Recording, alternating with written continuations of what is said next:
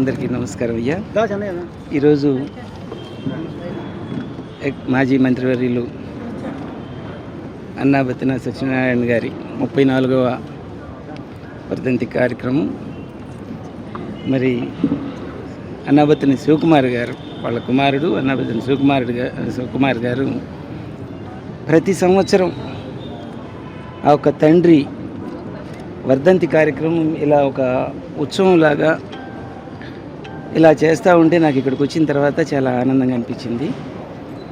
తల్లిదండ్రులకి ఇలా ఎంతమంది ఇలా చేస్తున్నారు, 34 సంవత్సరాలైనా ఇలా చేస్తున్నారని అంటే ఖచ్చితంగా అట్లాంటి పిల్లలు ఉండాలని చెప్పేసి కోరుకుంటా ఉన్నాను.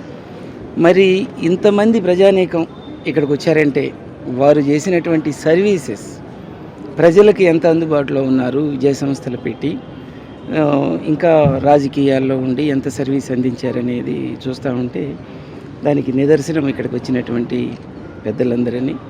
ఇలా మనం ఎలా జీవించామనేది కాదు, ఎంతకాలం మనల్ని ప్రజలు గుర్తుండేటట్లుగా జీవించామనేదే ముఖ్యమని చెప్పేసి అంటున్నా. వారికి మనస్ఫూర్తిగా నా నివాళులు అర్పిస్తున్నాను. అలాంటి పిల్లలు ఈ సొసైటీకి అవసరమైందని చెప్పేసి చెప్తున్నాను.